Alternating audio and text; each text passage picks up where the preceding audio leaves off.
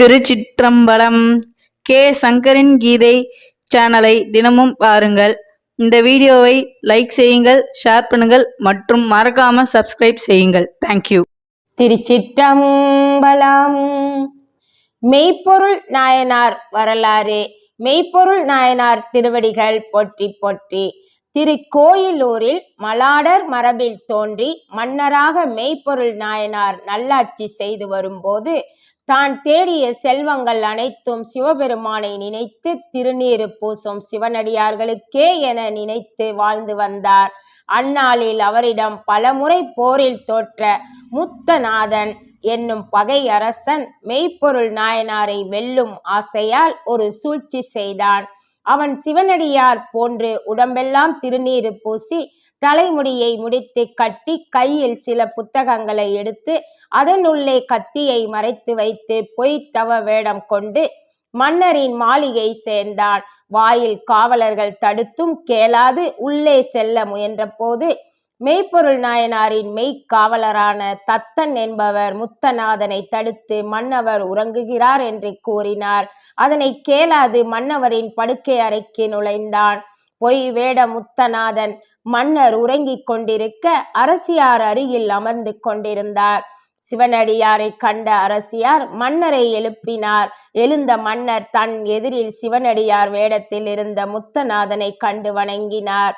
சிவனடியாராக வந்த முத்தநாதன் மன்னரிடம், உங்கள் சிவபெருமான் அருளிய சிவ ஆகம நூல்களில் எங்கும் இல்லாதது ஒரு நூல் என்னிடம் உள்ளது. அதனை தங்களிடம் தனிமையில் விளக்கவே வந்தேன் என்று கூறினான். மன்னவனும் தன் மனைவியையும் மெய் காவலனையும் வெளியில் இருக்கும்படி கூறி சிவனடியார் வேடத்தில் வந்தவரை நாற்காலியில் அமரச் செய்து மன்னவர் தரையில் அமர்ந்து வணங்கும் போது சிவனடியாராக வந்த முத்தநாதன் புத்தகத்தில் மறைத்து வைத்திருந்த கத்தியை எடுத்து தான் எண்ணி வந்தபடி மன்னவரை கத்தியால் குத்தினான். இச்செயலை அறையின் வெளியில் நின்றவாறு கண்காணித்து வந்த தத்தன் விரைந்து வந்து முத்தநாதனை தாக்க முற்படும் போது இரத்தம் வழிந்த நிலையிலும் தடுத்து, தத்தா, இவருக்கு நம் மக்களால் எந்த தீங்கும் வராது, பாதுகாத்து இவரை ஊர் எல்லையை தாண்டி விட்டு வரும்படி கூறினார். அவ்வாறே முத்தநாதனை ஊர் எல்லையில் விட்டு வந்த தத்தனை கண்டபின் தனது அரசு ஊழியர்களையும் சுற்றத்தார்களையும் பார்த்து, முழு திருநீறு அணிந்த சிவனடியார்களை பாதுகாத்து வாழுங்கள் என கூறி கூத்தப்பெருமானை நினைத்தபடியே இருக்க சிவபெருமான் நாயனார் நினைத்தபடியே தன் வடிவம் காட்டி தேவர்களுக்கும் எட்டாத சிவலோகத்தில் இருக்கும்படி அருளி செய்தார். திருக்கோவிலூர். திரு அண்ணாமலை அடுத்துள்ள ஊர் திருக்கோயிலூரே முன்பு திருக்கோவலூர் ஆகும். இது அட்ட வீரட்ட தலத்தில் ஒன்று. பாடல் பெற்ற திருத்தலம். கருத்து: உடல், உலகு, உறவு அனைத்தும் மறையும் பொய்ப்பொருள். பந்த பாசத்தை நீக்கி உயிர்க்கு முக்திக்கு வழங்கும் சிவபெருமானே மெய்ப்பொருள். சிவனடியார் வேடம் பூண்டு வந்த முத்தநாதன் உங்கள் சிவபெருமான் என்று கூறிய போதே வந்தவர் சிவனடியார் அல்லர் என மெய்ப்பொருள் நாயனார் தெரிந்து கொண்ட பிறகும் அவரை அமரச் செய்து வணங்கியது திருநீறு மீதும் அடியவர் மீதும் கொண்ட அன்பை நமக்கு வெளிப்படுத்துகிறது. எனவே சிவபெருமானை நினைந்து சிவாய நம என திருநீற்றை நெற்றியில் எப்போதும் மங்காமல் பூசியும் அவ்வாறு பூசி வரும் அன்பர்களை சிவமாம் தன்மையால் காண்பவரே மெய்ப்பொருளான சிவபெருமானின் திருவடியை அடைவர்.